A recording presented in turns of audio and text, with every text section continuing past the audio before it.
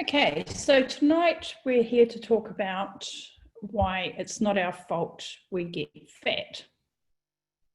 Looks like we've got a bit of an unstable internet connection, so I hope it will work okay. So I'm going to break this into about 4 segments. So in the first part, we're going to talk about the difference between being overweight and overfat and why that distinction is important. And then we're going to talk about what fat actually is. And then we'll look at why getting fat isn't our fault. And then we'll finish up by talking about what to do about it. Excuse me. So let's start with what's the difference between being overfat and overweight. And I don't know if many of you have really given that a lot of consideration, but there are some really important differences. So just to give us some background, and I want you to keep this in mind as we go through the evening, getting fatter is part of our physiology.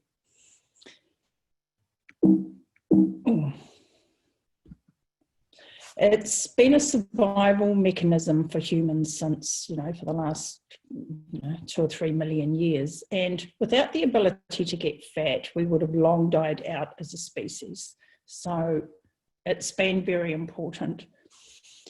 And it's also hugely important for reproduction. And it's been very important for health as well. So most of us think about our weight rather than our fatness. So we talk about, oh, I'm too fat, but then we talk about losing weight. And the way most of us determine this is by standing on the bathroom scales. And, if the scales go down a bit, we get excited. If they go up a bit, we get a bit depressed. But the bathroom scales don't really tell us anything about our body composition. They don't tell us anything about what our body is made up of, how much muscle we've got, how much water we have that day, or what our fat levels actually are. So we're going to have a look at some other ways of measuring fat. And the best way, the most useful way, is what we call waist to height ratio. And to do this, we take a measurement around just above our umbilicus, and we measure our height. And ideally, if we double that waist measurement, less than our height. So if it's more than our height, we know that we are overfat. Now, we can be overweight and normal fat, and here is a image of somebody who is overweight and normal fat. So this lady has slightly bigger buttocks and hips and thighs, and we can see some fat around her arms, but she has a nice lean waist. So she's not actually classed as being overfat. On the other hand, you can be normal weight and overfat. So in this image, we can see somebody who is basically a lean person, but has an excess amount of fat around their abdominal area. And so that's what we're going to talk about a bit more tonight.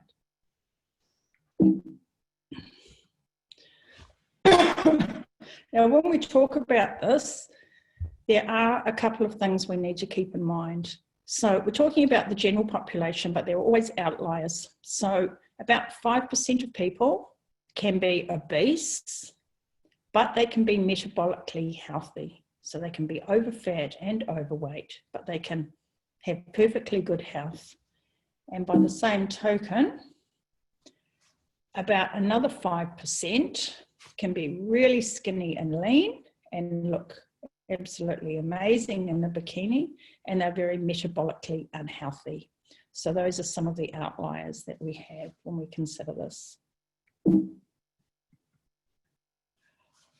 So I don't want to spend too much time talking about statistics tonight, but I just thought that this was quite a good graph to put things into perspective for everybody. So Dr. Phil Maffetone in 2017 did a research study looking at the overfatness around the world. And he's determined that between 62 and 76% of the population in the world are actually over fat. And if you look at this graph and this red bit, so this represents the number of people who are over fat. And here we can see the overweight and obese part of the population. So the rest of this red graph clearly shows that there are a lot of people out there who are actually normal weight and over fat. All right, so we'll just stop for a moment and just see if, are there any questions coming yet, Andrew? Hi, Sue. No questions, but some people have joined us a little bit later. So for those who have joined a little bit late, if you've got any questions, then please type them into the chat box at the bottom there, and either send them through to Sue or myself or the group, and we'll get to them and answer them in the question and answer sessions which appear throughout the presentation. That's great. Thank you, Andrew. I can't see the questions because my screen is taken up with my screen share. So if you can pass them on, that'll be great. All right, well, let's carry on to the next part of what I'm going to talk about. So we already talked about the fact that getting fatter is part of our physiology and that it's essential for survival, reproduction, and health. So bearing that in mind, let's have a look at what fat actually is. So when I first started studying nutrition and exercise, we learned that fat was essential for protection for body organs. We learned that it was a vast store of energy for us to use for activities and, you know, for the body's metabolic requirements. And then in 1994, it was discovered that fat contained hormones, and that means it's actually an endocrine organ. So an endocrine organ is an organ that produces hormones and secretes them into the bloodstream and then sends them around the body to other tissues to act on them. So in 1994, it was discovered that fat actually has this endocrine function. And a whole lot of hormones were subsequently discovered. And so since 1994, they've found probably 8 or 9 and maybe even more new hormones, which is pretty interesting. So where we store fat on our body really matters. So subcutaneous fat is the fat that we store just under our skin, okay? And that's really important for our health. Now, the fat just under our skin, the hormones that secretes help control our appetite. It regulates other hormones in our body. So it helps regulate our thyroid gland, our adrenal glands, helps regulate neurotransmitters, it helps make reproductive hormones. So it plays a really important role in our body function. And it also reduces the risk of diseases like type 2 diabetes, heart disease, actually certain types of cancers, PCOS, Alzheimer's disease. So the reason for this is because it's a really safe place to put fat, and it's where our ancestors would have put fat throughout our evolution. So food wasn't always readily available, and so when there were times to eat up, get more calories, people would do that, and then they would store those calories as subcutaneous fat for later for energy. And we can't reproduce if we don't have enough body fat, because our body, our brain or our metabolism will say we haven't got enough energy to maintain a fetus and deliver a healthy live baby. So storing this fat as subcutaneous fat is really important. And we notice that when we go through puberty, or when our daughters go through puberty, and we see they start changing shape, getting bigger hips, growing breasts, and that's all the subcutaneous fat. Now, visceral fat is a really, really different issue. So visceral fat is the fat that we store around our abdomen, and it gets stored around all our organs. And so we end up with ectopic fat as well. And so it gets stored around our spleen, around our liver and kidneys and heart. Gosh. And this is the fat that secretes all those inflammatory hormones that we talked about a little bit earlier, that were discovered since 1994. And those inflammatory hormones affect our health quite seriously. So one of the things they do is they increase our appetite. So they increase the hormones that make us feel hungry, and they decrease the hormones that tell us that we don't need to eat anymore. Whereas that subcutaneous fat that we were just looking at, that sends off a really healthy hormone to our brain to tell us that we can stop eating when we're fat enough. These visceral fat hormones also affect all the other hormones in our body. So they will affect our thyroid hormone, our adrenal hormones, our estrogen and progesterone and testosterone. So they have quite a big, wide-ranging impact. And one of the things they do that is really significant is they increase insulin resistance. Hello.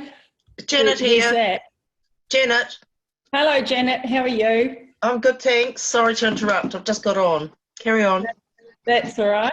No worries. I'll just carry on.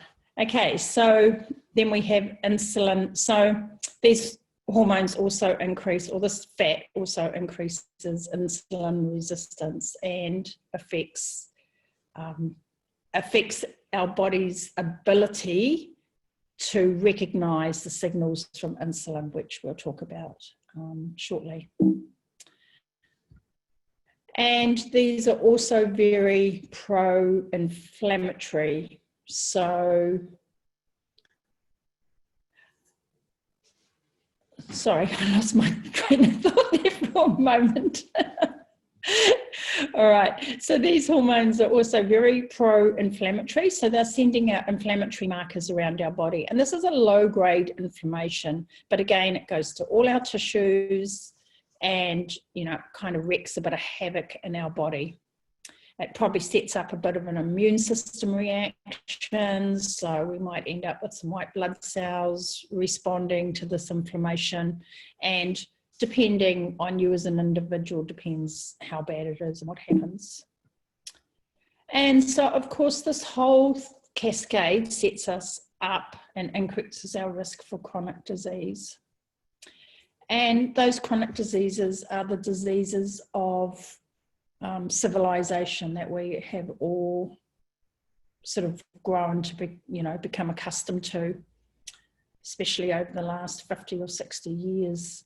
And so those diseases are type 2 diabetes, heart disease, this dramatically increasing rate of cancers that we have, especially breast cancer and prostate cancer, PCOS, polycystic ovary syndrome, so reproductive issues, depression and Alzheimer's disease. They're all part of this cascade that happens when we become overfat.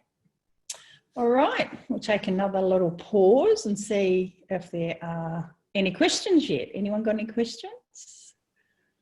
Hi, Sue. So we've got a question from Justine, and it's a good point. So for those that joined us a little bit late in the piece, maybe you could just rewind slightly and talk about how do you know if you're overfat or a healthy weight? All right, so I'll just see how I get on going back with my, no, not having much luck here with this video, am I? Let me go back. Whoosh. I could probably stop the share and that would probably work. So where were we going back to? Oh, way back here. So how do we know if we're over fat? Was that about where Justin was thinking about, Andrew, do you think? Yes, yeah, that was it. So just for the people who came in late, who might have missed the explanation on how to work that out. Oh, great, thank you. Okay, so we started off by talking about what's the difference between being overweight and over fat. And we talked about the fact that most of us stand on the scales to try and figure that out, but they're not a very good, reliable measure. They don't really tell us about the quality of the tissues in our body, and they don't tell us about our body composition, because really the issue for us is whether we're over fat, and over fat applies specifically to how much fat we have around our abdomen, and we had kind of just starting to get into that where we're talking about visceral fat. So the way that we measure that is we take a measurement around our waist, roughly about our umbilical level, and we double that. And we want that doubled number to be less than our height. So if you measure your height and you divide that by 2, you want that to be more than that waist measurement. I hope that makes sense to everybody. And if it's not, then that's telling us that we're storing too much fat around that area. And I didn't mention this earlier, but that's really reliable across genders, so male and female. It's very, very reliable across all measuring body fat, very depending on race. And so it's really important that we can find a way that is reliable for, all the different ethnicities in the world. It's also great across the ages, so growing children right up until older adults. It's very reliable. All right, I'll set back to where we were. So we're talking about what is fat, and the fact that in 1994, it was discovered that fat is an endocrine organ, and that secretes hormones into the bloodstream, and that we'd found 8 or 9 new hormones since then. And then I went on to talk about where we store fat and how, even though we don't like the fat on our hips and buttocks and thighs and floppy arms, that's actually really safe fat, and that can be very protective for our health and really reduce our risk of a number of diseases. So even though we might not like it, it's not a bad place to store fat. Whereas the visceral fat that we store around our abdomen really increases our risk of chronic disease. And that's because this is like a new place to store fat. This isn't how we stored fat ancestrally. We didn't store fat in those areas. And so it's very inflammatory, and I'll just cover the diseases again, but it really increases your risk for type 2 diabetes, for heart disease, Alzheimer's, like prostate and breast cancer. All right, so I think we're back to the questions again. Whoops, I'm going the wrong way. Were there any other questions, Andrew? There's a note here just to remind you, Sue, that the drawer at the end of the at the end of the presentation for your concentration prize pack. I forgot to talk about that in the beginning. So at the end, well, do you want to talk about how we're going to do the draw, Andrew? Well, we have a list of people that have shared the event, and we have them in a spreadsheet. And so I'll get you, Sue, to call out a number at the end, and that number coinciding with that person's name is the winner. Right. All right. Excellent. Okay, and then that person is going to win an hour and a half, a 19-minute consultation with me. And if you don't need to use it yourself, please feel free to pass it on to someone else who might want to use it. All right. So we've already talked about how getting fatter is part of our physiology, and the fact that it has been absolutely essential for our survival, reproduction, and just general health. So the next thing we're going to talk about is how where we store our fat depends on what's called epigenetics.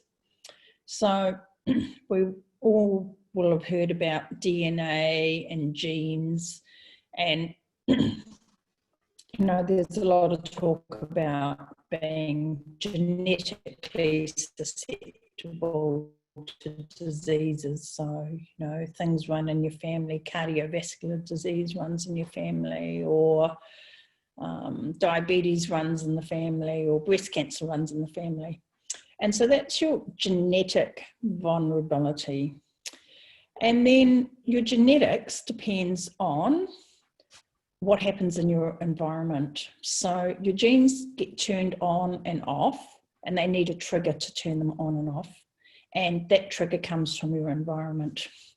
So for example, E gene, and we have either 2, 3, or 4, or combinations of those. So we have two parts to that gene. And so I have the ApoE, so it's a 4-4 combination. So that means I got 1 4 from my mum and 1 4 from my dad. And about 1% of the population have a 4-4 gene. And it's considered one of the oldest genes that humans got when we sort of descended from the trees and started becoming humans. And the gene offers, in that real ancestral environment, it offers a huge amount of protection for us. One of the things it does is it causes an enormous increase in your cholesterol. So people get really worried about their cholesterol, but my cholesterol level is nearly 17. So it's pretty jolly high. And having high cholesterol like that is actually very protective from pathogens, so things like COVID-19. It helps reduce your risk, helps you fight infections, it helps you fight parasites. So from an ancestral perspective, it was a very worthwhile gene to have, this ApoE44 gene. But in our modern environment, it's not so good, and it really increases your risk of getting, heart disease, but it also increases your risk of getting Alzheimer's. So whether that gene switches on for me depends on my food and my sleep and my stress levels and my exercise and the environmental toxins I'm exposed to. I choose to eat in a way that tries to reduce the risk of activating that gene. Now, Alzheimer's disease is called type 3 diabetes. And so that means it has something to do with blood sugar and insulin. And so I choose to eat and minimize the effects of blood sugar and insulin on my body. And so all the different diseases that each of us are susceptible to, our individual diseases, have that same relationship with the environment. So they all depend on having the gene and then the environment. And all the modern diseases, same cause. So insulin is actually kind of the root cause behind just about everything. So it's the root cause behind diabetes, behind heart disease, behind PCOS, behind cancers, and behind Alzheimer's disease. So with regard to getting fat and our genetics and epigenetics, we can't get fat unless our hormones tell us to. Okay, they have to be sent a message. So some of us will have are more likely to get fat than others. Couldn't get my tongue around that word. So some of us are more likely to get fat than others because we've got a different genetic makeup. But we still have to tell those genes what to do by our environment. And so those hormones do that. So the hormones are in constant communication with each other, and then they require triggering events to switch on and off. And so when we think about the hormones, I think about these as being like a 5-piece band. Okay. And this 5-piece band is made up of all our metabolic hormones. So these are our glucose and insulin and leptin and glucagon and adiponectin and vastatin. And there's a huge number of these hormones, and these help control our appetite. They regulate our appetite, our hunger, how we store fat, how many carbohydrates we can tolerate. So they regulate all those aspects of our metabolism. Then we have our adrenal hormones, and so these are kind of our stress hormones, our fight and flight hormones. And so we've got cortisol and cortisone and epinephrine and norepinephrine. And so these are really important. Then we have our thyroid hormones. And so all of these are impacting on each other. So if our adrenal hormones get revved up, well, then that's going to affect our thyroid hormones. And if our thyroid not responding properly, that's going to affect our adrenal hormones. And then we've got neurotransmitters in the mix. And then we have our reproductive hormones. So these make up our band, our hormonal band, and it works great when everything's going well and they've all got the right kind of stimulus. So the environment, the food is good, the sleep and the stress, all those things for good health. But when they get out of whack, well, then our band stops playing in harmony. So we might end up with the drums are like drowning out everything else, or the guitar might be, someone on the flute might be playing in the wrong key, and end up with problems starting. All right. Any more questions? Okay, so I've got a question here. How do we know if we're genetically more likely to get fat? How do we know if we're genetically more likely to get fat? Well, you can do genetic testing for that. So, that's how I found out about my gene, my ApoE44 gene. And I had to do genetic testing as part of my education.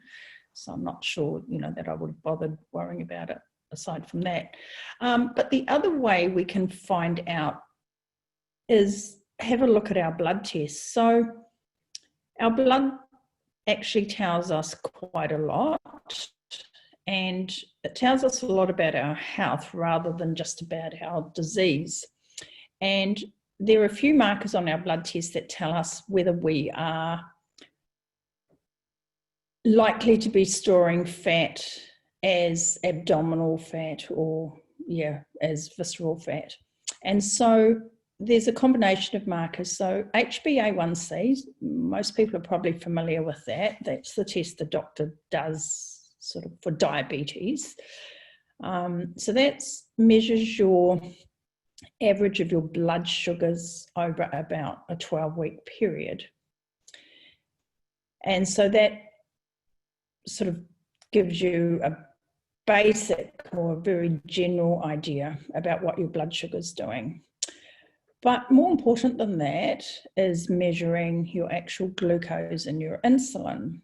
So doing fasting measures of glucose and insulin, and then following that up with a postprandial. So you go away and eat something and you go back 2 hours later and then you retest those. And that gives us a lot of information, because we can really easily have good looking HbA1c, and there's quite a few reasons for that. So, you know, sometimes I'll see someone and, you know, they might have a lot of visceral fat, but their HbA1c looks quite good. And they say, well, my doctor said I don't have diabetes. But it depends on how long your red blood cells live for a start. So if your red blood cells aren't living for 12 weeks, well, then they're not going to get damaged by the sugar in your blood. And so your HbA1c will look lower. And it also depends on how much insulin you're producing. So the job of insulin, or one of the jobs of insulin, is to control our blood sugar. And so when we eat something, our blood sugar goes up, and then we release insulin, and that insulin takes that blood sugar and it deposits it in the cells that need it. And then anything that's surplus to requirement gets taken to our fat cells and stored as fat. And generally it should get stored as subcutaneous fat. But as our insulin goes up and up to control our blood sugar, we become what's called insulin resistant. So our cells can't and don't recognize insulin knocking on the door anymore. And so, you know, your insulin will go and knock on a muscle cell, and your muscle will say, you know, nobody's home, not answer the door, and then it will try another cell and a liver cell. And so then eventually it will try your subcutaneous fat cells, and eventually they will say, nah, I've got too much energy in here, go away. So then you'll go and start laying that down as visceral fat around your abdomen. And we get type 2 diabetes when the visceral fat in our abdomen says, go away, no more room in here. And so then that blood sugar ends up staying in our bloodstream. And then that's when our glucose gets out of control. But we have to get very, very high levels of insulin first to do that. And then we have to become insulin resistant for that to happen. So by testing your HbA1c, your fasting, and your postprandial glucose and insulin, that's a really good way of telling what your risk is. And then there's another measurement that you can do, which is one of your lipid panels, and that's your triglycerides. So we want our triglycerides, fasting triglycerides, under about 0.9. And so if they get over that, that is pretty much telling us that your body is packaging glucose, converting it, your liver's turning it into fat, and it's sending it off to your fat stores. So I think those are really good markers to have a look at, along with everything else that's going on. So a question has come in about the tests. So can anybody get the blood tests? So you can get the blood tests if you pay for them, but you can also ask your GP to order them. So I can give you a list of blood tests to do. In fact, we might even put a list up on the website. Maybe Andrew, might be useful. And you can take that list along to your GP, and you can ask your GP to run those tests, and you are eligible for them under the Ministry of Health, but there are a lot of issues with getting them, because a lot of GPs don't really understand the connection with glucose and insulin. They are learning more now. And I think, people like me, and there's a lot more like me around the world now who are sort of doing this kind of educational stuff. And GPs are learning from that, and they're learning from other GPs who are working down this path. But it's still not that common in New Zealand. It's still really misunderstood. So you might, depending on your GP and what their experience and exposure is, you might get a bit of kickback from them, but you are actually entitled to them through funding from the Ministry of Health. And I think that I think it's a way of being proactive, and it's definitely a way of helping you determine, your diet and your food intake. And we'll talk about that in a minute, I've got a question here. Is insulin resistance reversible, or are you always at risk regardless of an improved lifestyle? No, so insulin resistance is completely reversible. I would say probably 95%. I know some doctors would disagree with me and they would say it was closer to 99 to 100%. But, erring on the side of caution, I would say that 95% of people can reverse their insulin resistance. But one of the, lost my train of thought there. What insulin resistance really is you have everyone has their own individual glucose tolerance. Okay, so we talked about genetics a bit earlier, and then we talked about the effect of our lifestyle on those genetics. So we all come with a load. So some people obviously can tolerate far more than other people. And we all know people like that. We all know people who can just, eat anything and all the junk in the world, and, they seem fine and they never gain any weight. And, someone else walks past the bakery and puts on a couple of kgs just smelling the bread. So we have this really individual tolerance to carbohydrates. And so when we exceed our own individual tolerance to carbohydrates, then we exceed our kind of insulin tolerance or our insulin sensitivity as well. So the key to being insulin sensitive is working out what your tolerance for carbohydrates actually is, and then maintaining your carbs at that level so that your insulin has a chance to come down and can recover. But yeah, it's definitely reversible. Another question, I'll just paraphrase. If you were to start making a change in your life to improve, your overall health, would you start, in your opinion, Sue, would you start with food, the environment, understanding your own genes, or reducing stress? Really, really excellent question, actually. That's an excellent question. So I think of myself as being like the real food nutritionist. And, I think that personally, I think we have to start with food, because food is the biggest trigger. Food is the biggest kind of pharmaceutical, the biggest drug that we put in our mouth every single day over and over again. And while we eat food for comfort, energy, taste, social reasons, we have to remember that everything we put in our mouth that goes into our body sees it as a chemical. Our body is really a chemical factory. And so it sees this food as a chemical, and then that chemical has a reaction in our body. So I think food has to be one of the number one things that we need to do. Understanding our genes, I think, is important up to a point.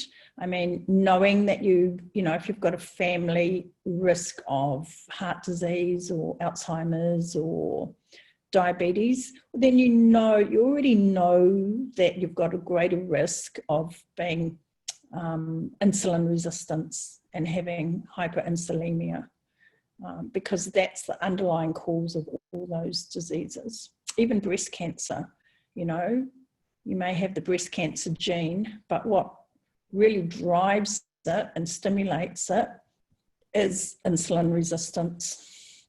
So, you know, you can just look at your family risk for that and you can say, well, okay, I know I have a risk, and so therefore I probably need to moderate my food intake. And I think sleep and stress are very close on the heels of food.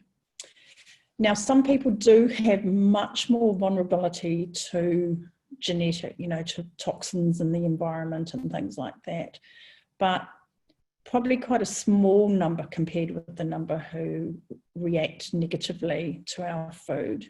And I think it's a really good question, because one of the things we often do is we look at all our symptoms and, you know, we get on Google, and our symptoms can relate to so many, you know, the same symptoms can relate to so many different conditions. And then we choose one, we often choose one, and then we look at what we can do. And, you know, the people on Google are usually trying to sell something.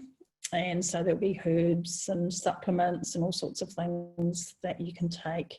And they may work, they may help you feel better, they may not.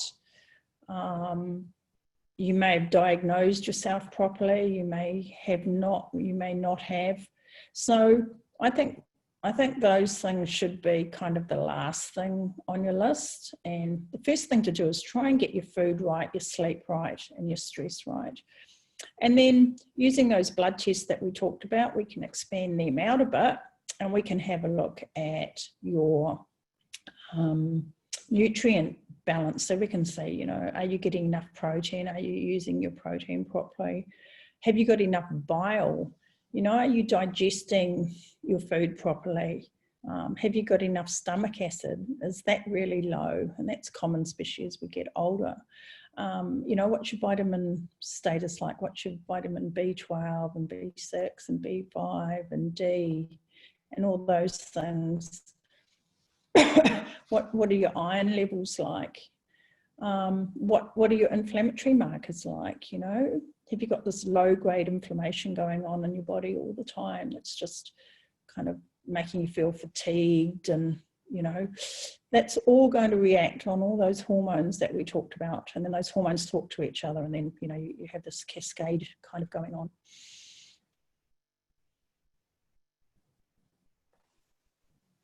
Thanks, Sue. There is another question here regarding fibre in the diet. So I'll just scroll up to it. So one of tonight's attendees has trialled a meat sort of protein and veg diet for 8 weeks and are having issues with bowel motions. This has come right if they add a piece of toast to their diet. Have you got any sort of insights or feedback on that? Yeah, so fiber's a really interesting one, and fiber's a real hot topic. So we've all been brought up on the idea that we need fiber to get our bowels moving, and a lot of people have lifetime of constipation, you know, real struggle with bowels, and they're always told to increase their fiber. And for a lot of people, actually increasing your fiber makes your bowel function worse, and they find when they decrease fiber, their bowels move better.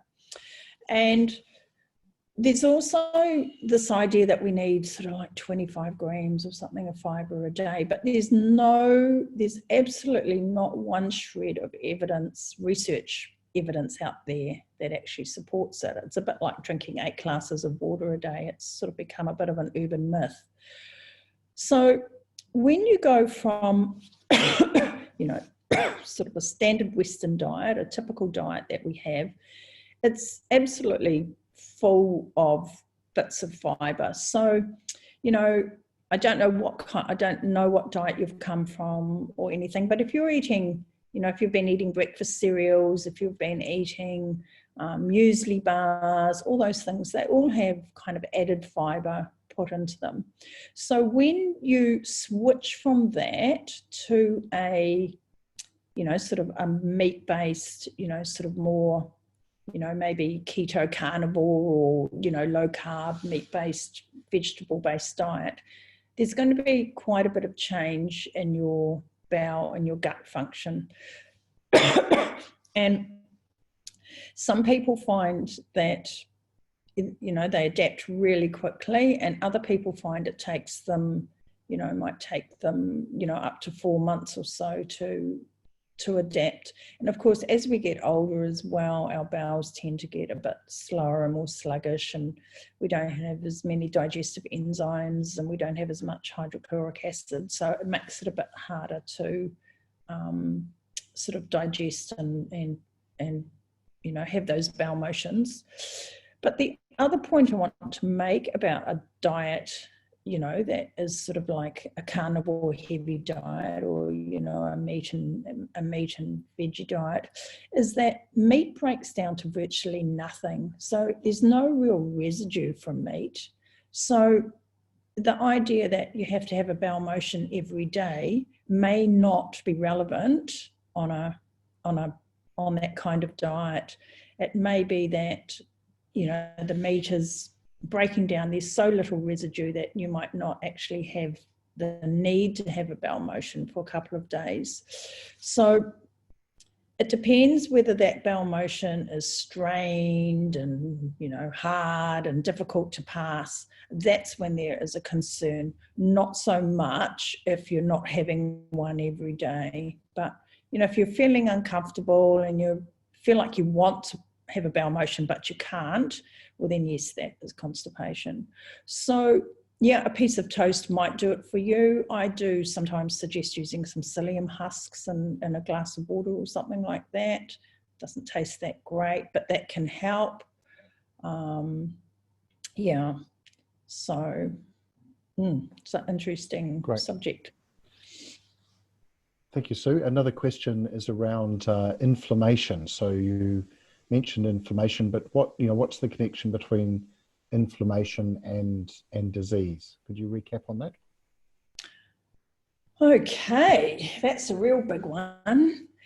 So when our body is inflamed, it sends messages to our immune system that there's something isn't quite right, and that we need an immune system response. So we have all sorts of different kind of immune cells. So we have all these white blood cells, all these differential white blood cells that come along and respond when there's an immune system, when there's inflammation in the body. And some of those inflammatory cytokines and hormones and things like that affect other tissues as well. So they might affect your joints. So you may start getting pain in your joints. They might affect your thyroid gland. They definitely affect your adrenal glands. So if you've got low-grade inflammation going on all the time, that's a stress for your body. So your adrenals will be producing cortisol in response to that stress. And when you produce cortisol is a hormone that's really designed for fight and flight. So you either stand and fight and you burn off a lot of energy, or you run away and you burn off a lot of energy. And so when your adrenal glands are stimulated like that and they start producing cortisol, one of the after effects of producing cortisol is a need to raise your blood sugar, because you're supposed to raise your blood sugar after you've been in this, fight or flight situation. That's from an ancestral point of view. But of course, if you're just inflamed, not just inflamed, if you're inflamed and you've set off this cortisol reaction, you haven't actually used any energy. So now your body starts breaking down other tissues to make more glucose, or it starts sending hunger hormones to you saying, eat sugar, eat something, crave some carbs or something, because we want to replenish we want to replenish this glucose. So it has a huge ranging effects. It affects different cells differently, but we really don't want our cells to be inflamed. It causes oxidative stress to cells, reactive oxygen species, so a whole lot of degradation to cells that we don't want, and then this immune response. We have another question around fasting, and so the question is it true that fasting causes the body to go into starvation mode and therefore be more likely to store fat? So fasting is a really interesting one, and fasting is, you know, along with sort of keto and low carb, fasting is sort of like one of the popular. I should probably stop my share while I'm answering all these questions. Maybe I can talk to people. So then fasting is actually, lost my train of thought again. So fasting, yeah, is really popular at the moment, and there's a lot of controversy around fasting. So I think we need to be careful with fasting. So not eating does stimulate cortisol for sure. So not eating is a stress for the body, and that stress may be a good thing, but it may also depend on the individual and the age of the person. So I think one of the biggest problems for fasting is the reduction in muscle mass, and I'm going to talk about muscle shortly, but muscle is our organ of longevity, and we must protect our muscle at all times. And this is something that you just don't see in the lay people's literature at all. You know, it's in the stuff that I read and has been for a long time, is the importance of maintaining our muscle. But for the average person, we just don't see much about that. So one of the questions about fasting is, what is it going to do to your muscle tissue? And you know, there's a lot of debate amongst the experts at the moment about, you know, whether people over 60 or over 65 should be fasting, how long you should fast for. And people are tending to want to fast because they want weight loss. But again, we have to really think about what weight are they losing? Are they losing fat? Are they losing fat around their abdomen? Or are they losing weight? So when you lose weight, you lose water. So as soon as you fast, you're going to lose water. As soon as you go low carb, you're going to lose water, and you might lose 5 or 6 kgs of water. You know, so you haven't even touched your fat stores yet. And then we do know that over about 6 weeks period, you will lose probably, or 6 to 8 weeks, you'll lose about equal quantities of fat and muscle. And so to me, the loss of muscle is a concern. So I think it depends on who's doing it, why they're doing it, on a whole lot of things. Now, as far as diabetes goes, Dr. Jason Fung, and some of the people listening may be familiar with Dr. Jason Fung. And Dr. Jason Fung is a nephrologist who is an incredible doctor. And he is probably the leading doctor worldwide on fasting. And he has an intermittent fasting protocol and a whole website devoted to it. But one of the things I think to remember is that he does work with diabetics, and pretty serious diabetics that are looking at real serious complications. So from a life-saving perspective, I would say, yeah, if you can fast, you know, if you're looking at having your leg amputated or you're going blind or something, well, you know, of course you're going to fast. But yeah, I'm open to the idea. I think it depends on the individual. I personally, myself, I don't do multi-day fasts. I wouldn't do multi-day fasts because I really want to protect my muscle tissue. And you know, it's already hard enough to maintain my muscle tissue now, you know, that I'm getting older without, you know, fasting to lose it. And again, really have to look at the where the weight loss is actually coming from. And does it slow your metabolic rate? Again, there seems to be conflicting evidence about that, but anytime you lose weight, your metabolic rate decreases anyway. Again, that's another reason why adding muscle is really important, to try and keep that metabolic rate. So anytime you go through weight loss, you're going to decrease your metabolic rate. And your body definitely does learn to survive on fewer calories, that's for sure. I don't know whether that answered that very well, but... I think so. And we do have another question again regarding fasting, and for the blood tests that you recommend, why would you fast for those? Because you want to see what your body, you want to see how your body is handling glucose and insulin. So you want to give your body about 14 hours and see what happens with your glucose and insulin. Now, when you do an overnight fast and you do a blood test in the morning, we have a thing that happens called a dawn phenomena. And so that is a transient rise in cortisol when we wake up in the morning.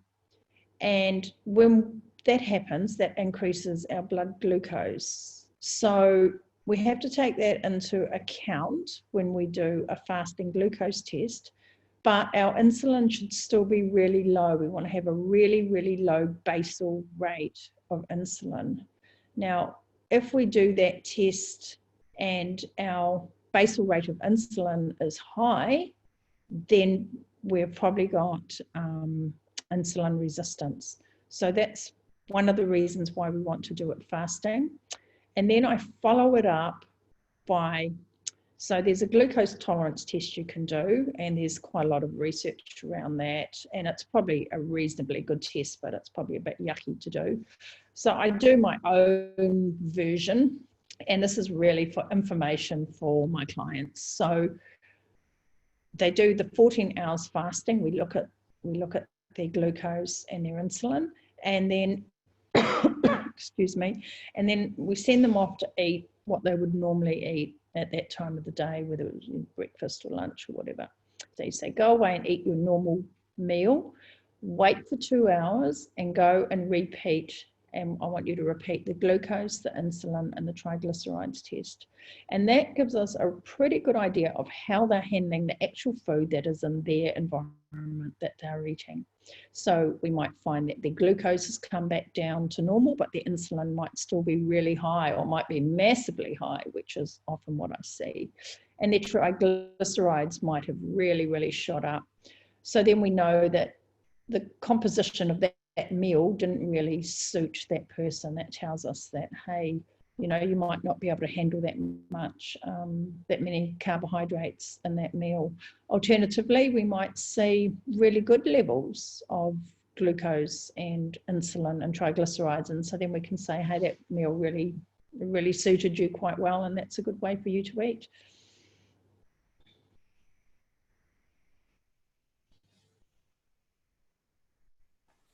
Excellent. Well, that's it for the questions, Sue. Unless anybody's got a late question that they'd like to ask. All right. Oh, well, I'll go back and find my share and carry on.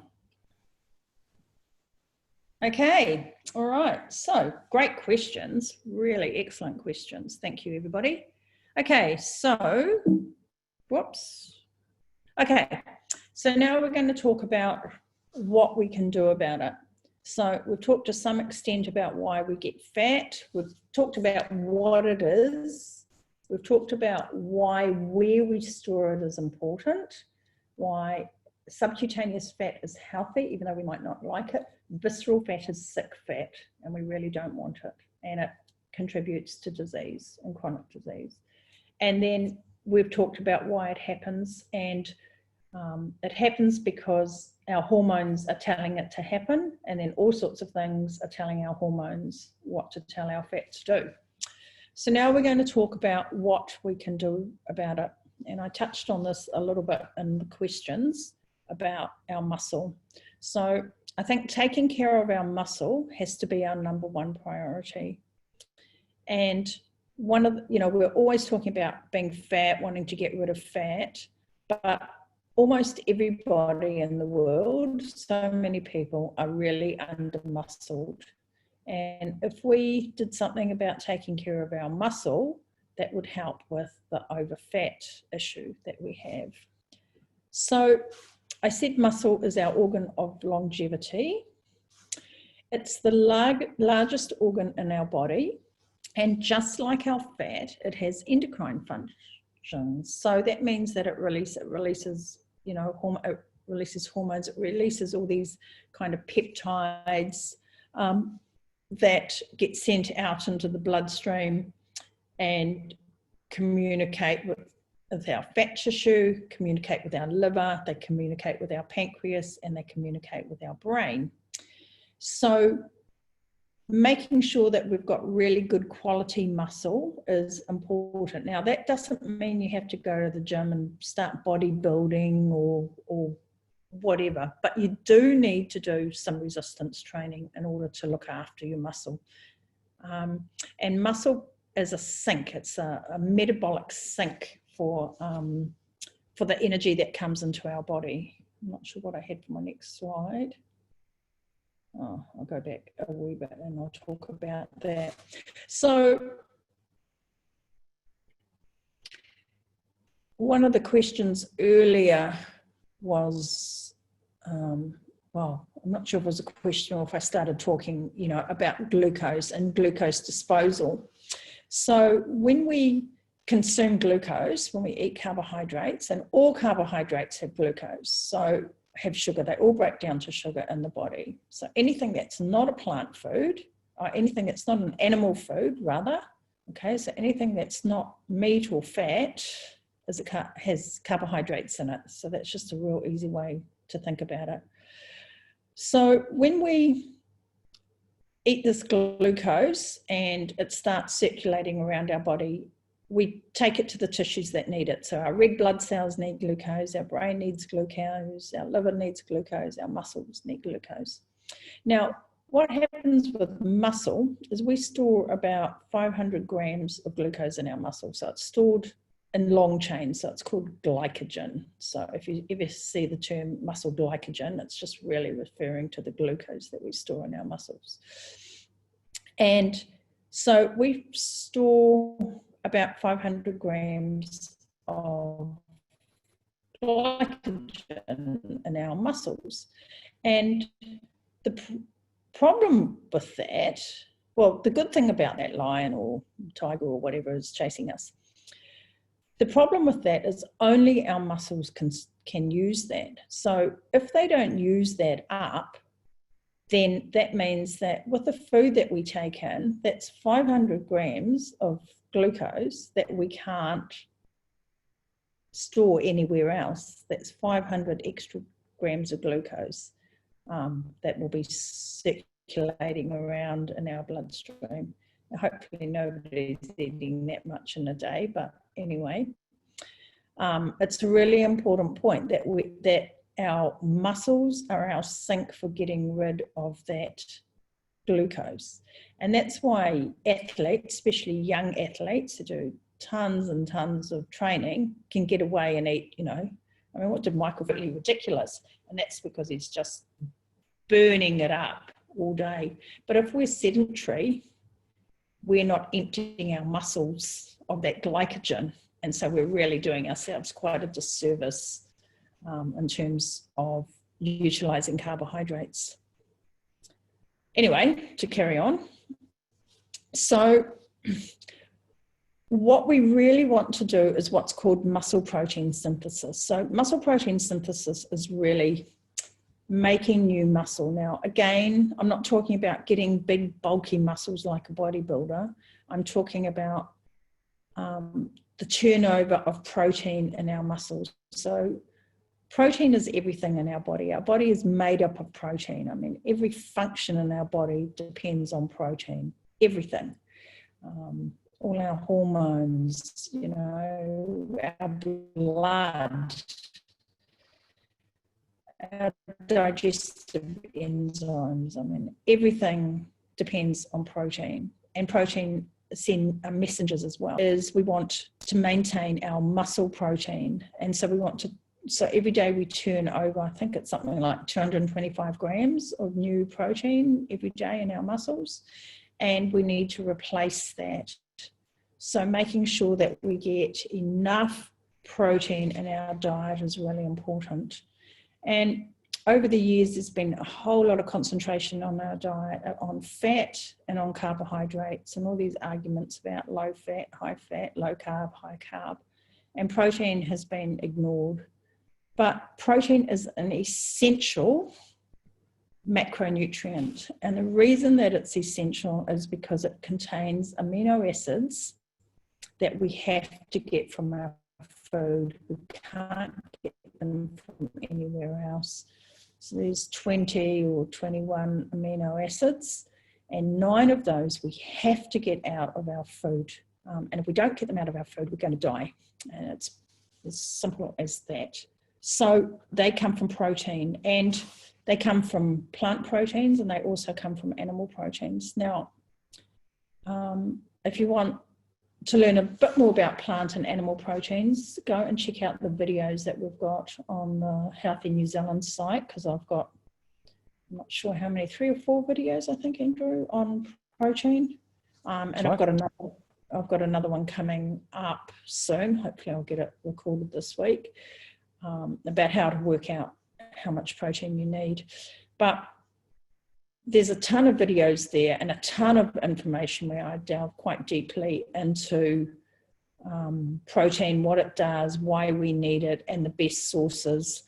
And I know a lot of people are interested in plant-based nutrition at the moment. And so if you go and check out those videos, you'll find some information about plant-based nutrition.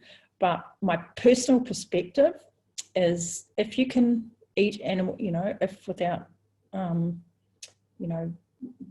if you can choose to eat animal proteins, if that isn't against your, sort of religion or beliefs, it's actually much, much better for you. Animal proteins contain all the essential amino acids, and they contain them in the quantities and the way that we need for our body to use them properly. Now, plant proteins do contain amino acids, and some plant proteins are what are called complete proteins, so they contain all the essential amino acids, but they're a lot lower in number, and they're in a different kind of ratio. And one of those amino acids, I don't want to get too complicated here, but one of those amino acids is called leucine. And if you're going to eat protein, you must make sure that you get 2.5 grams of leucine, which is an amino acid with that protein. Now, if you don't get 2.5 grams, or some researchers think 3 grams, if you don't get that much leucine, then that protein that you've just eaten does nothing for you. It can't be used by the body. It can't be synthesized.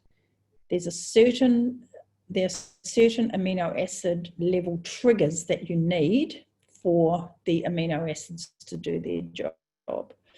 So for muscle protein synthesis, so to rebuild, repair those muscles, you've got to have 2.5 grams of leucine each time you eat protein, and that's really, really important.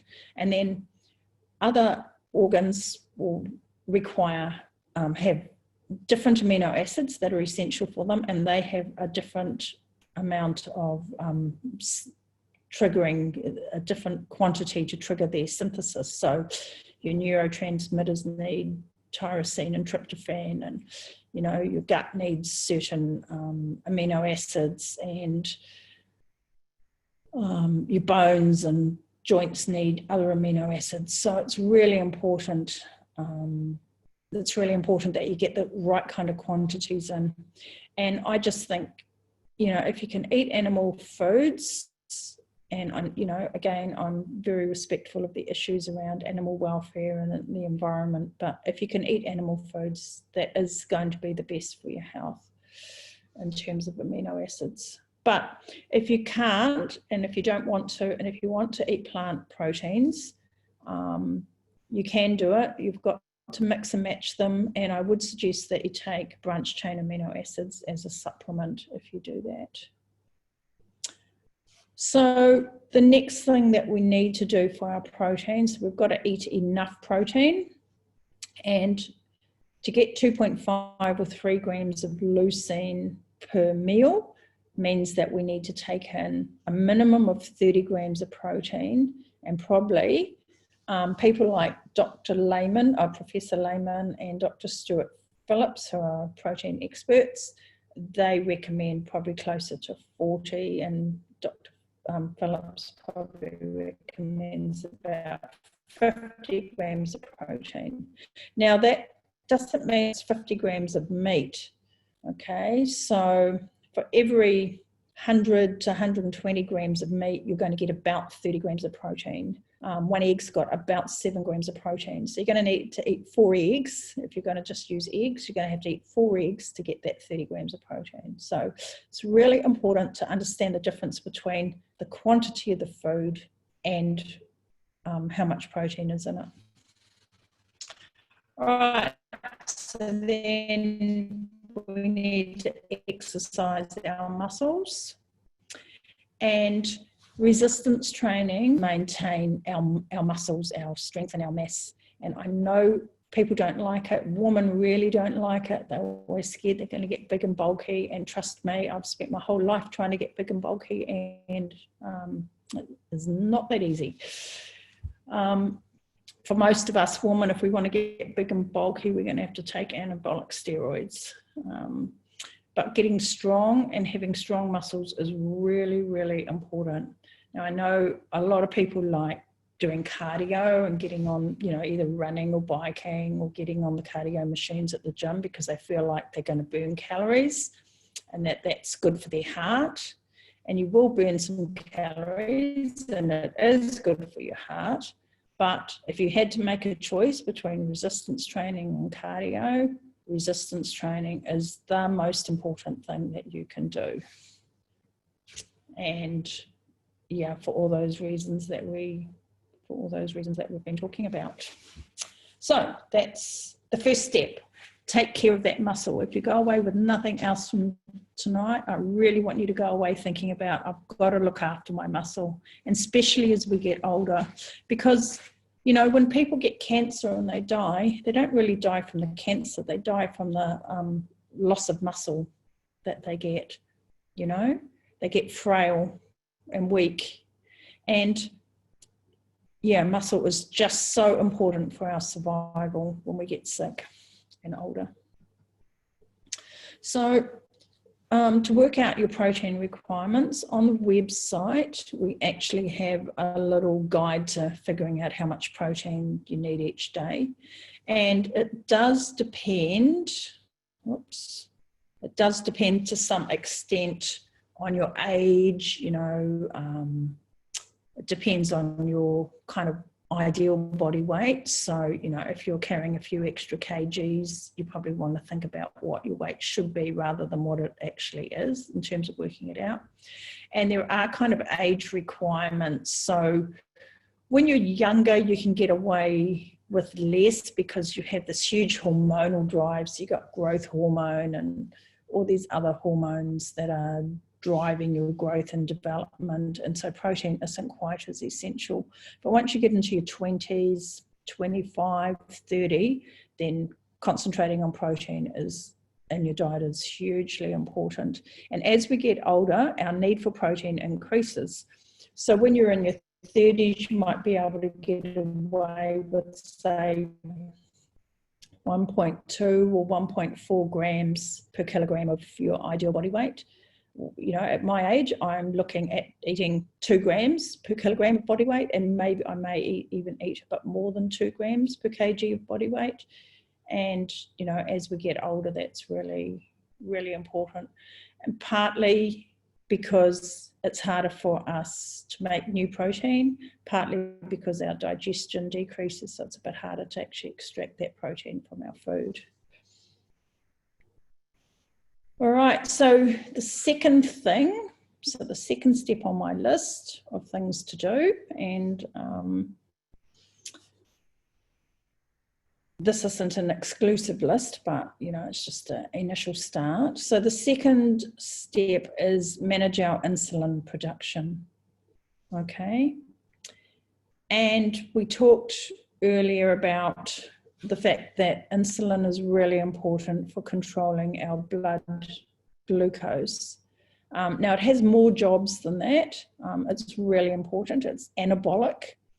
And so that means it builds things up, it makes things bigger. So it's really important after exercise that having some insulin in our bloodstream helps make our muscles bigger. It helps take nutrients into our muscles and helps our muscles grow. It's really important. I think it shares the same transport carrier.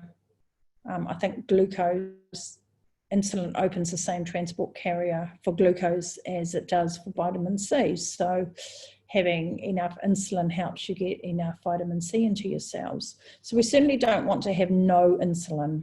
And you only have to look at type 1 diabetics to know that no insulin ends up with death. You know, you've got to have insulin, it's essential.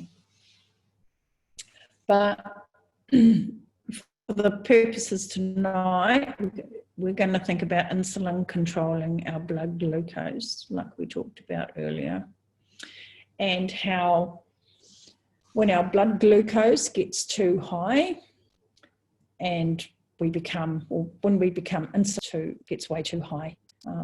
And so really we want to be looking at and measuring our insulin and then using that to determine how many carbohydrates we need in order to increase our blood, we need for our blood glucose levels. And insulin makes us overfat. And someone's asked earlier about inflammation. So insulin is pro-inflammatory. So insulin damages the blood vessel walls in our arteries, and so leads to atherosclerosis, so is a contributing factor to heart disease. Because it's anabolic, it helps cancer cells grow. So if we get breast cancer or prostate cancer and we've got a lot of circulating insulin, well, insulin helps those cells, those cancer cells, to grow, and they feed on the glucose. They love glucose. So to do that, the first step we're going to do with our food is we're going to control our carbs. So in a young person or a really metabolically healthy person, we can handle 30 to 40 grams of carbs at one meal, all right? So if we're looking at 3 meals a day, that's 120 grams of carbs per day. Now, most people are eating 300 or 400 or sometimes 500 grams of carbs in a day. But we're talking here about a metabolically healthy person, so someone who doesn't have insulin resistance. So if you've got insulin resistance, your tolerance is going to decrease and you're going to have to decrease those carbs. And that's going to depend on your genetics. So, you know, we talked in the beginning. So like for me, I have this gene that predisposes me to Alzheimer's, and the ApoE44 gene does not like carbohydrates. It's a gene that's really opposed to carbohydrates. So I keep my carbohydrates for my food really, really low.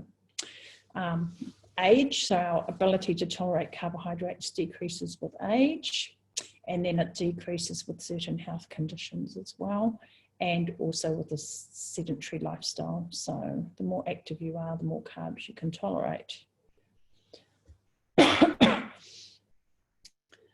So Not quite sure what that means. How many carbs is making? Oh, how many carbs is your body making?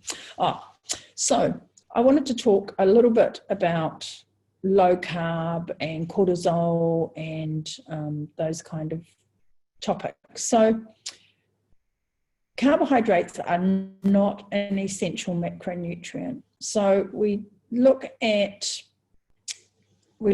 protein and we say protein is an essential macronutrient. We can't survive without eating protein because we need those 9 amino acids.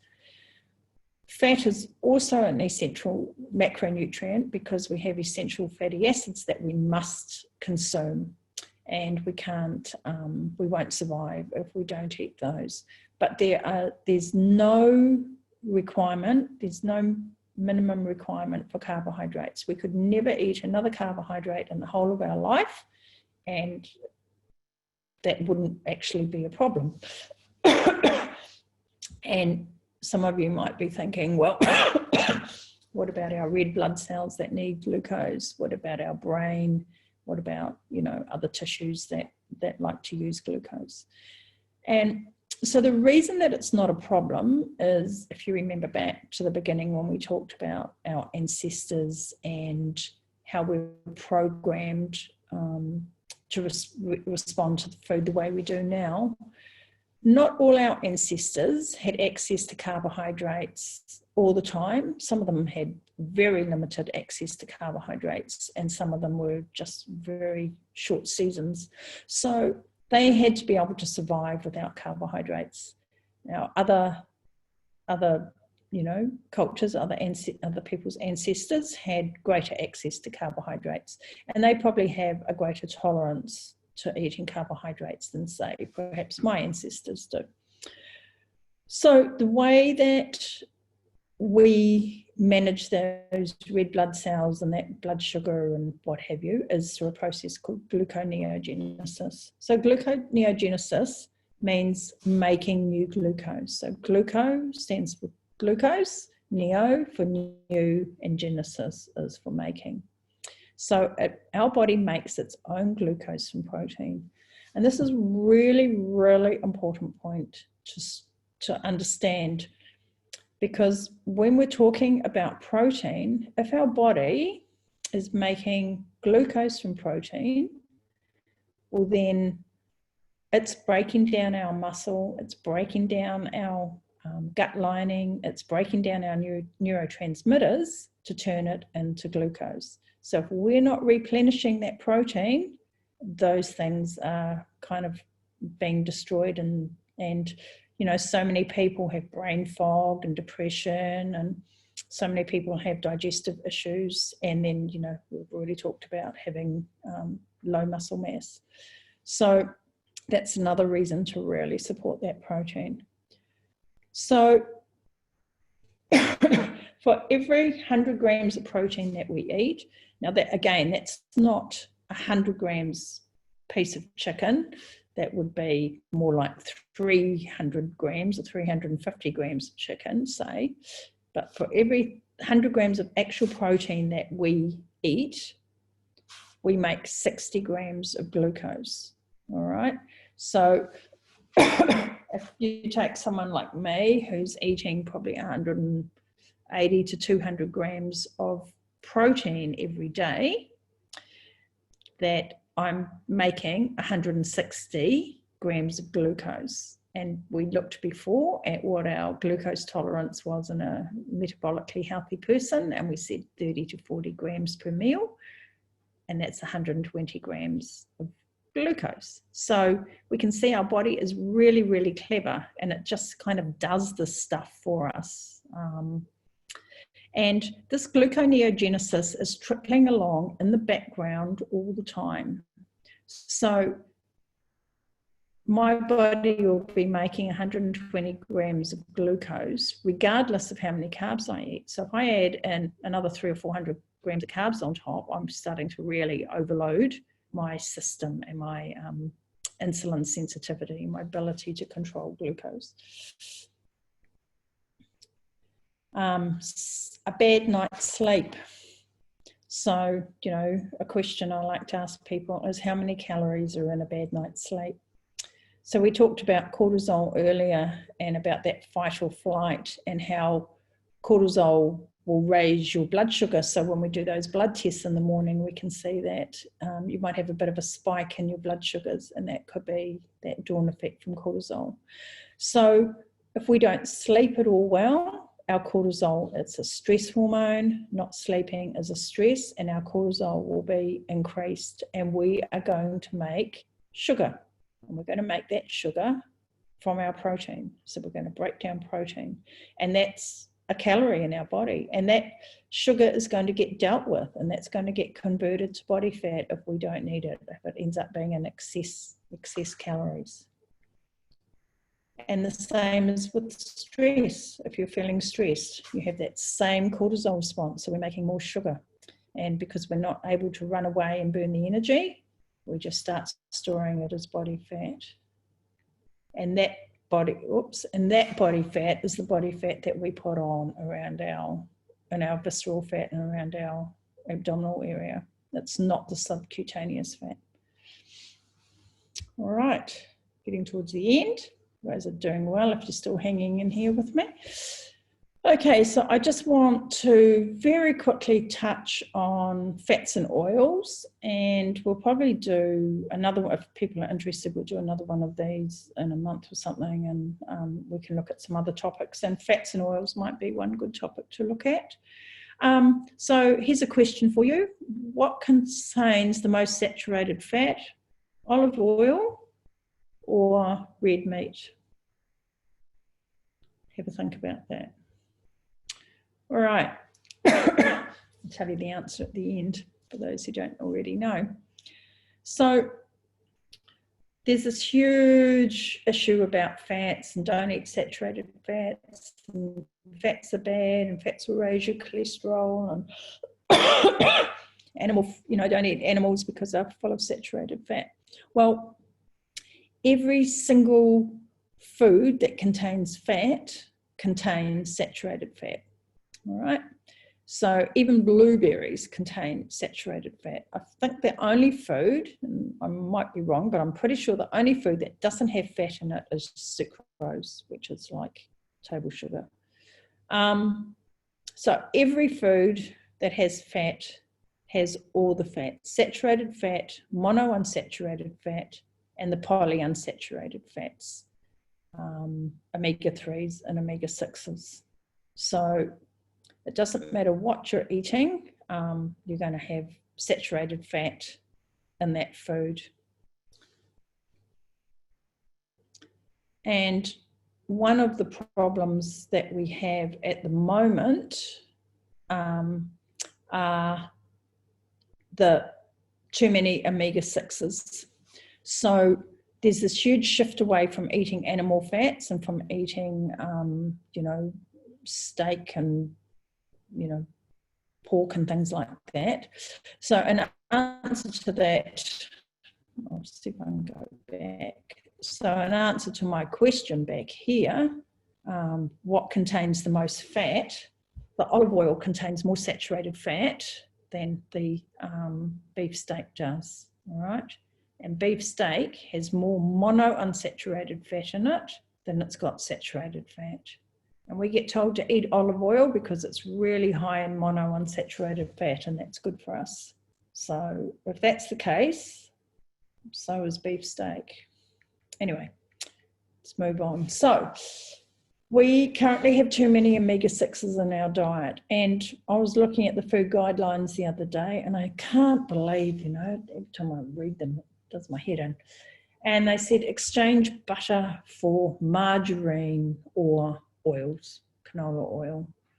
And the problem with margarine and canola oils, there's a huge number of problems with them, but one of the problems is they're way too high in omega-6s. So we have a really important balance between our omega-6 and our omega-3s, and too many omega-6s are not good for us. So omega-6s are supposed to be part of our cell membranes, and they have certain jobs and they have certain functions in helping our Krebs cycle and our energy cycle and sort of protecting our cell membranes. But when we get too many, and we don't need any more in our cell membranes. They get stored in our abdominal fat. And they can't be burned for energy. All right, so we're kind of walking around like full of canola oil, and we can't actually use it for energy. And so that contributes to our sick, inflamed fat cells, and those sick, inflamed fat cells send out all those bad hormones and cytokines to the rest of our body. And they cause too many omega-6s contributes to insulin resistance. So there's a chemical pathway that shows how that contributes to insulin resistance. It makes cells insulin resistant, and it makes our fat cells insulin resistant. And so then we have that cascade effect of chronic disease. And so pretty much at the end now. So I hope that helped explain a little bit about why it's not really our fault we get fat. Getting fat is part of our physiology, and our body is doing exactly what we have told it to do. All right. So we have a question about leucine, and how do you determine how much you're actually receiving from the food that you eat? So you can look it up. So that's one of the things that food labeling doesn't do, is it doesn't break down protein into essential amino acids. It just says protein, and that's because it's just so disregarded. So basically, with an animal food, most animal foods, 30 grams of that animal food will give you roughly about 2.5 grams of leucine. So, roughly your 4 eggs will give you 2.5 grams of leucine. Roughly your 120 grams of, say, mince or ground beef will give you 2.5, maybe 3 grams of leucine. So that's, you can learn that. Now with plant foods, some of them have, so the complete protein, some of them have more than others, but to get your 2.5 grams of leucine, say from quinoa, so you could eat say you ate a chicken breast, you'd probably have to eat about 6 cups of quinoa to get that 2.5 grams of leucine. So it's a huge amount of food you have to eat on a plant-based diet to be able to get your leucine content. And then you've got the calories, and then of course plant-based proteins always come with carbs. So animal proteins come with fats, and plant proteins always come with carbohydrates, and so they come with a lot more calories. I just stopped that screen share, but I'll just go back and quickly show that last slide, the last couple of slides. I wasn't going to show them, but I'll just put this up. I kind of did a little bit of a comparison with a plant-based burger, so Beyond Burger, and with a ground beef, a mince burger. So if we want to get, so for our first meal and last meal of the day, we pretty much want to get 40 grams of protein in, at least 40 grams of protein. So I say first meal, it doesn't have to be breakfast, it can be lunch. I don't care if you eat breakfast or not. So we want 40 grams of protein. So to do that from a Beyond Burger, you need 230 gram serving. So that's 2 patties in the little packet. So they say that one serving is 1 patty, but in actual fact, to get your protein and get your leucine content, you need both those patties. So that's going to give you 520 calories. Now the saturated fat content of that is 12 grams. So I want you to remember that. 520 calories, 12 grams. Now it didn't break down the other fats, and I didn't want to jump to conclusions about how much more monounsaturated and how many omega-6s were in there. So I've just classed them as other fats as being 26 grams of other fat. And it's got 12 grams of carbs. And it's low in the essential amino acids methionine and cysteine. And it's very nutrient deficient. So you can see that everything that's in there is kind of added synthetic kind of nutrients. So let's go and have a look. Oh, and there's a score that we have for protein absorption. It's called the indigestibility amino acid score for anyone who wants to actually know. It's a mouthful. And so it's less than 79%. So that means that you'd need way more than that 230 gram serving because you can't digest half of it. And the cost of it for 2 patties was $14 from Countdown. So if we go to ground beef, so a 200 gram serving gives us 40 grams of protein, and it gives us 3.2 grams of leucine. And it gives us 352 calories instead of 520. And saturated fat is 7.9 grams, so 8 grams, okay? So the plant-based burgers got 4 grams more saturated fat than the real meat burger. It's got 8.4 grams of monounsaturated fat. So there's your olive oil, okay? It's got more monounsaturated fat than saturated. It's only got 0.7 grams of those polyunsaturated fatty acids. So it's really nice and low in your PUFAs. It's got all the essential amino acids, and there we are. It's got 3.1 grams of leucine. And it's nutrient dense. You can see all the nutrients that are in there that it's got that are essential. And the cost is $5.20 at Countdown. So anyway, I just thought I would share that. I don't know if that answers any questions. Any other questions, Andrew? I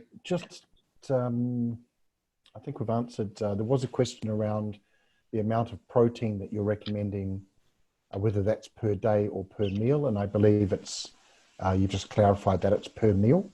So yep. Kate had a question there that's, I think, been answered. Now, what about the protein that's found in protein bars? And, you know, are there ones that you should specifically avoid? So, you know, not all proteins are created equal, and the protein yep. bars are pretty popular. So what's a good measure of a good bar versus a not so good bar?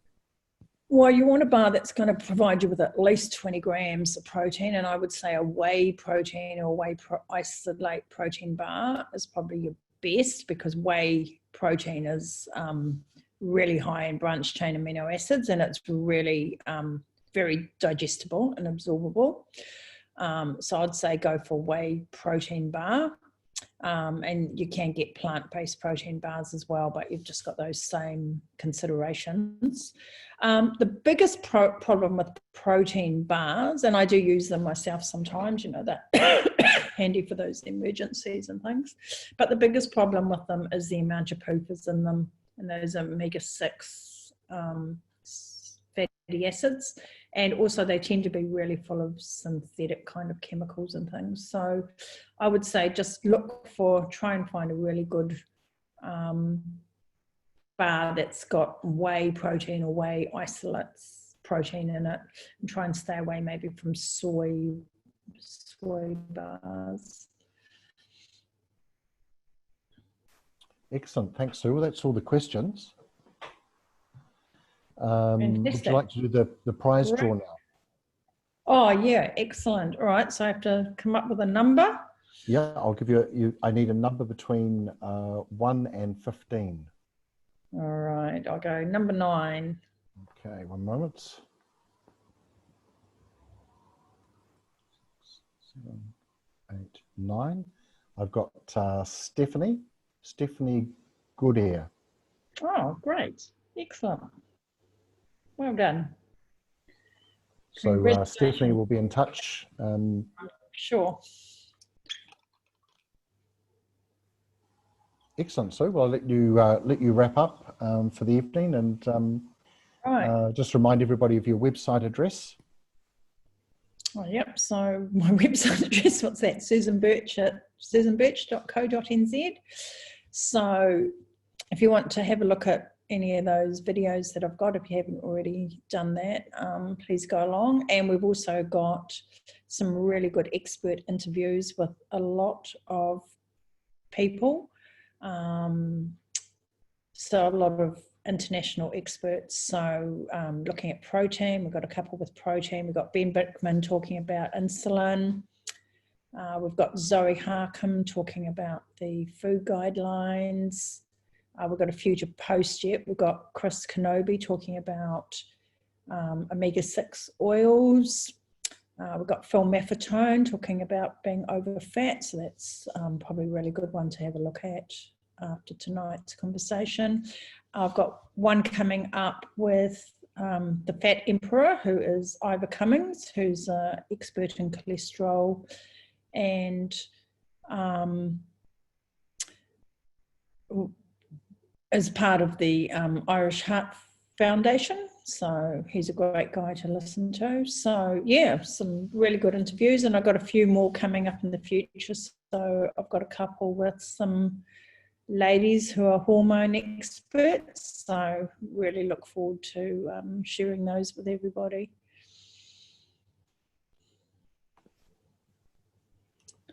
All right. Oh, well, I guess say good night to everybody. Thanks everyone for coming.